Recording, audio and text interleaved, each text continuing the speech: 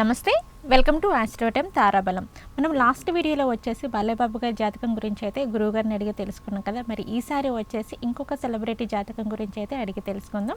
మరి సెలబ్రిటీ జాతకం గురించి తెలియచేయడానికి మనతో పాటు ఉన్నారు ప్రముఖ ఆస్ట్రాలజర్ రావు గారు. మరి గురువుగారిని అడిగి దీనికి సంబంధించి అయితే తెలుసుకుందాం. నమస్కారం గురువుగారు. నమస్కారం అమ్మా. గురువుగారు, లాస్ట్ వీడియోలో మాకు బాలయ్యబాబు జాతకం చెప్పారు. అలాగే ఈసారి వచ్చేసి తారాబలంలో మనం చూసుకున్నట్లయితే చిరంజీవి గారి జాతకం ప్రకారం ఈ సంవత్సరం ఎలా ఉండబోతుంది ఏంటి, అలాగే మనం చూసుకున్నట్లయితే గురువు శుక్రుడు ఇద్దరు మారినారు కాబట్టి సో ఎలా ఉండబోతుంది అంటారు?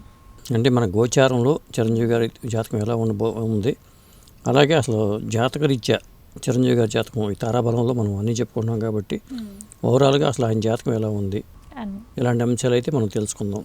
అంటే మెగాస్టార్ చిరంజీవి గారు ఆయన ఆగస్టు 22వ తారీఖున 1955 సంవత్సరం మొగల్తూరులో పుట్టారు.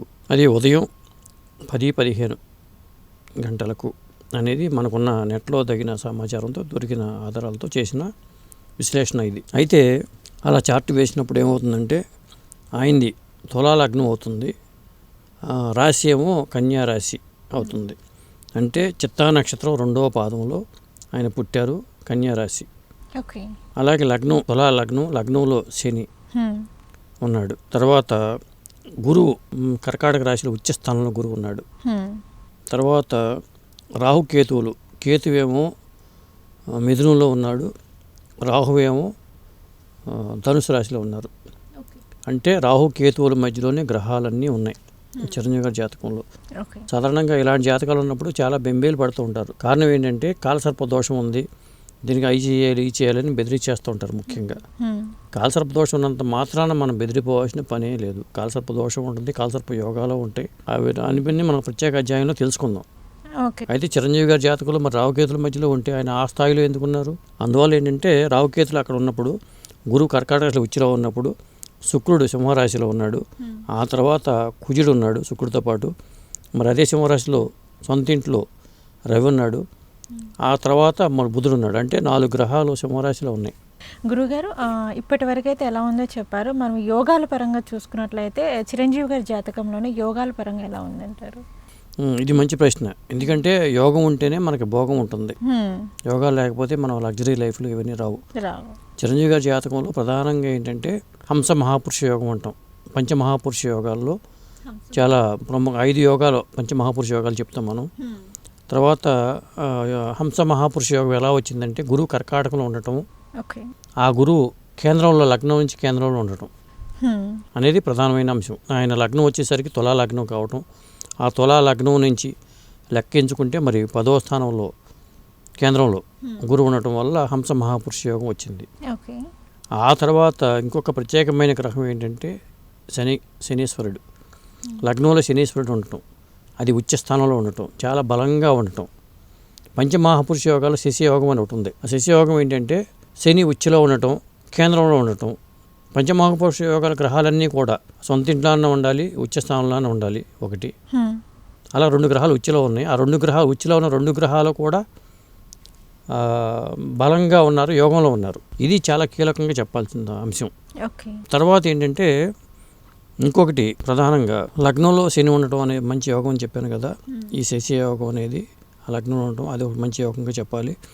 గురువుతో వచ్చిన హంస మహాపురుష యోగం చెప్పాలి. మనకి ఫలదీపిక ప్రకారం ఏం చెప్తుందంటే, ఫలదీపిక ఈ పంచమహాపురుష యోగాల్లో 5 యోగాలని చెప్పాను కదా మీకు. ఒక వ్యక్తి జాతకంలో ఒక యోగం ఉంటే అదృష్టవంతుడిగా చెప్తారు. ఒక వ్యక్తి జాతకంలో పంచమహాపురుష యోగాలు 2 యోగాలు ఉంటే అతను రాజుతో సమానం అని చెప్తారు. మరి చిరంజీవి గారికి 2 యోగాలు ఉన్నాయి కదా. రాజు అంటే ముఖ్యమంత్రి అవటం కాదు, అంటే ఆ స్థాయిలో ఒక రంగాన్ని ఏలటం. సినిమా రంగాన్ని ఆయన ఏలుతున్నారు కదా.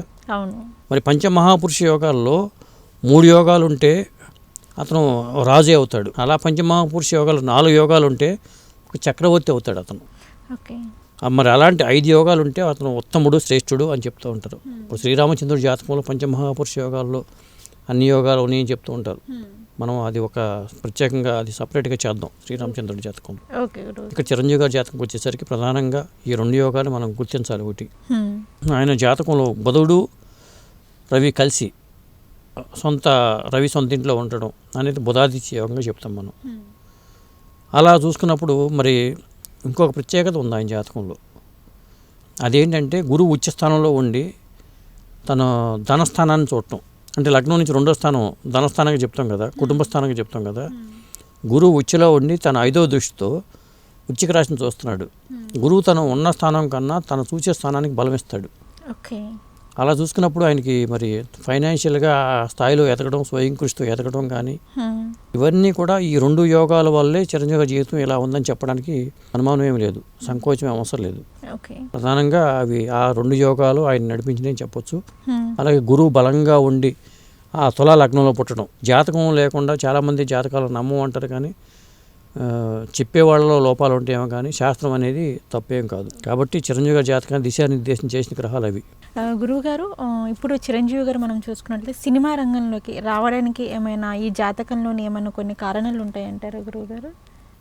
ఏ వ్యక్తి అయినా తను ఏ వృత్తిలో స్థిరపడాలనేది జాతకంలో ఉండే శని కర్మకారకుడు అంటాం మనం. గురువుని జీవకారకుడిగా చూస్తాము, శనీశ్వరుని కర్మకారకుడిగా చూస్తాం భృగునాడి విధానంలో.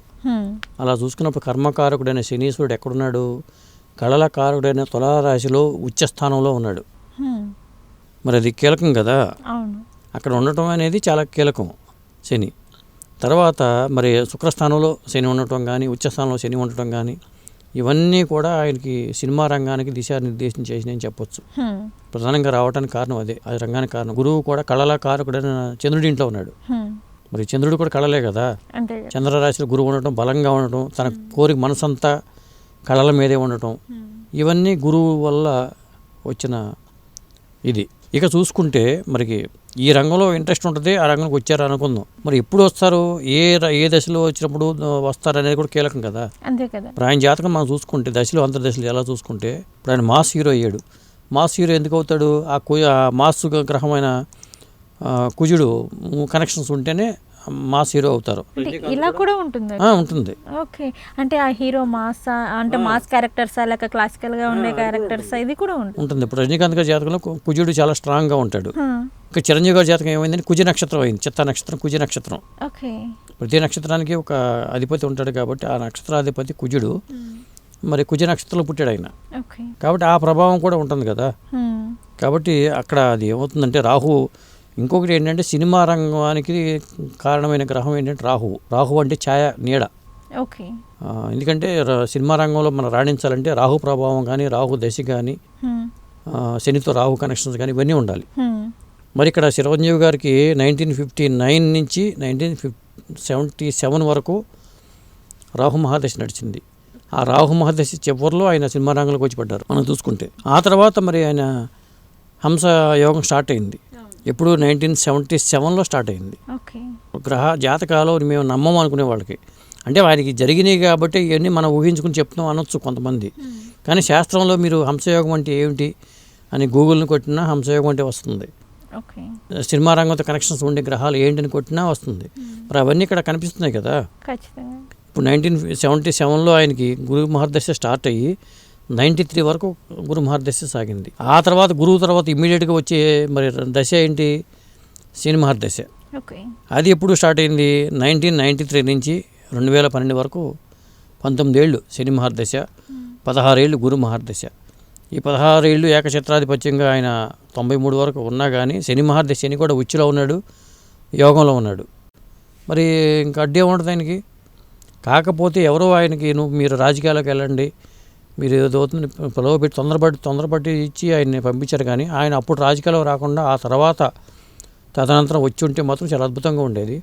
అంటే అది జాతకంలో ఎలా ఉంటే అలాగే చేస్తారు వాళ్ళు. ఈయన పెట్టడం కూడా అది దాంట్లో ఉంటేనే అలా పెడతారు. కానీ మరి ఎవరో చెప్పారంటే ఆగిపోవడం కూడా కాదు. ఎలా జరగాలో అలాగే జరుగుతుంది.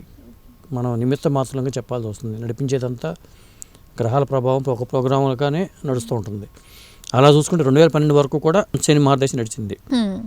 ఆ తర్వాత బుధ మహర్దశ. మరి బుధ మహర్దశ 2012 నుంచి 2029 వరకు ఇప్పుడు నడుస్తున్నది కూడా బుధ మహర్దశ. బుధుడు రవితో కలిసి ఉండడం, బుధాదిత్య యోగంలో ఉండటం. పైగా ఇక్కడ ఏమవుతుంది, మరి బుధుడులో 2024 నుంచి 2026 వరకు గురువు ఉన్నాడు. గురువు మరి జాతకంలో అంతర్దశాకారకుడైన గురువు హంసయోగంలో ఉన్నాడు కదా. 2026 వరకు ఆయన తిరుగులేదనేది చెప్తుంది, సెప్టెంబర్ వరకు కూడా. ఎలా చూసుకుంటే ఆ తర్వాత మళ్ళీ శని ఉంటాడు. అక్కడ కూడా మళ్ళీ అది కూడా 2029 వరకు అదే ఉంది కదా. ఆ తర్వాత వచ్చే కేతు మహర్దశ 2029 నుంచి 2036 వరకు కేతు మహర్దశ కొంత అది ఒక ఇబ్బందికరమైన దశగా చెప్పాల్సి వస్తుంది 2029 నుంచి 2036 వరకు. కానీ జనరల్గా చూసుకుంటే ఇప్పటి వరకు కూడా దశలు అంతర్దశలు ఆయన జాతకం అద్భుతంగా ఉన్నాయని చెప్పచ్చమ్మా. గురువుగారు, మనం నెక్స్ట్ చూసుకున్నట్లయితే నెక్స్ట్ పండగకి వచ్చేసి చిరంజీవి గారి సినిమా రాబోతుంది కాబట్టి మనకి గోచారం ప్రకారం చూసుకున్నట్లయితే ఆయన సినిమాల ప్రభావం కానీ ఇక్కడ నుంచి ఆయన జాతకం ఎలా ఉండబోతుంది అంటే, ఎందుకంటే గోచారం లేకుండా మనం ఏ జాతకాన్ని విశ్లేషించలేము. మరి చిరంజీవి గారి జాతకం విషయానికి వచ్చేసరికి గోచారంలో ఒక అద్భుతం జరగబోతుందని చెప్పొచ్చు ప్రధానంగా. ఎందుకని అంటున్నానంటే ఇప్పుడు ఆయన జన్మజాతక చక్రంలో గురువు కర్కాటక రాశి ఉచ్చస్థానంలో ఉన్నాడు. ఆ ఉచ్చస్థానంలో ఉన్న గురువు మీదకి గోచార గురువు వచ్చాడు. అంటే జన్మ గురువు మీదకి గోచార గురువు వచ్చాడు. ఇలా వచ్చినప్పుడు ఏమవుతుందంటే భృగునాడి ప్రకారం, భృగు సూత్రాల ప్రకారం గురువుతో గురువు కలిసినప్పుడు పేరు ప్రతిష్టలు ఇవన్నీ రెట్టింపు అవుతాయి. ఇప్పుడు దాకా ఉన్న పేరు ప్రతిష్టలు ఇవన్నీ కూడా రెట్టింపు అవుతూ ఉంటాయి.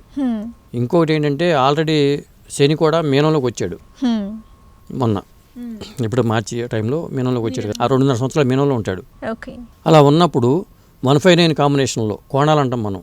అంటే మీనం నుంచి కర్కాటకం 5th రాశి, అంటే జాతక గురువుతో కనెక్ట్ అవుతున్నాడు. 159 రాశుల్లో ఉండే గ్రహాలతో గోచార శని కనెక్ట్ అవుతున్నాడు. ఎప్పుడైతే జాతక గురువుతో శని కనెక్ట్ అవుతాడో వృత్తిపరంగా ఎలివేషన్స్ ఉంటాయి, ఆటోమేటిక్గా ఉంటాయి. ఉద్యోగాల్లో ఉన్న వాళ్ళకి ప్రమోషన్లు వస్తాయి, ఇవన్నీ జరుగుతూ ఉంటాయి. మరి ఆయన ఏ వృత్తిలో ఉన్నాడు? నటనారంగంలో, కళారంగంలో, వీటిలో ఉన్నాడు, సినిమా రంగంలో హీరోగా ఉన్నాడు. అలా ఉన్నప్పుడు మరి ఖచ్చితంగా ఎలివేట్ చేస్తాడు కదా శని. ఖచ్చితంగా జాతకంలో శని కూడా బాగున్నాడు, జన్మజాత చక్రంలో శని బాగున్నాడు, గోచారంలో శని ఏమో గురువుతో కనెక్ట్ అయి ఉన్నాడు. ఈ రీత్యా చూసుకుంటే అద్భుతంగా ఉందని చెప్పొచ్చు. గోచారం 2.5 years పాటు మీనరాశిలో శని గోచారం ఆయనకు అద్భుతంగా ఉంటుంది. దాంతోపాటు రేపు వచ్చే ఆల్రెడీ మొన్న 18 గురువు వచ్చాడు, డిసెంబర్ 5 వరకు కర్కట రాశిలో ఉంటాడు. ఆయన జన్మ గురువు మీద గోచార గురువు ఉంటాడు డిసెంబర్ 5 వరకు. ఆ తర్వాత మళ్ళీ మే తర్వాత మళ్ళీ వెనక్కి వెళ్ళిపోయిన గురువు మళ్ళీ కర్కాటకంలోకి వస్తాడు. అప్పుడు 1 year పాటు ఉంటాడు కాబట్టి ఆయనకి మళ్ళీ తిరుగులేదు అక్కడ. మళ్ళీ రెండోసారి గోచారంలో వచ్చినప్పుడు కూడా మరి ఇట్లా చూసుకున్నప్పుడు అన్ని దశలు బాగుంది, గోచారంలో గ్రహాల మనుగడ బాగుంది, అన్నీ బాగున్నప్పుడు ఇంకా తిరిగే ఉంది. అది 2029 వరకు ఆయన ఎటువంటి ఆలోచన లేకుండా హ్యాపీగా సినిమాలు చేసుకుంటూ వెళ్ళిపోవచ్చు. ఆయన ఏదనుకుంటే ఆయన సక్సెస్ అవుతారు. మరి సినిమాల పరంగా ఇప్పుడు అడిగావు కాబట్టి చెప్తున్నాను. ఆ సంక్రాంతి మళ్ళీ గురువు వెనక్కి వెళ్ళిపోయినా కానీ ఆ గోచారం వెనక్కి వెళ్ళిపోతే ఏమవుతుంది? మిథున రాశిలో ఉన్న గురువు కూడా ఆయనకి మంచిదే ఇప్పుడు. ఎందుకంటే మిథునం నుంచి 5th ఆస్పెక్ట్లో జాతక శని ఉన్నాడు కదా. తులారాశిలో శని ఉన్నాడు జన్మ జాతక చక్రంలో. ఆ శనితో గురువు కనెక్ట్ అవుతున్నాడు కదా అక్కడ. కాబట్టి తిరుగులేదు. మిథునంలో ఉన్న శని గురువు మంచిదే, మిథునంలో ఉన్న గోచార గురువు ఆయనకి మంచిదే, మీనంలో ఉన్న గోచార శని ఆయనకి మంచిదే.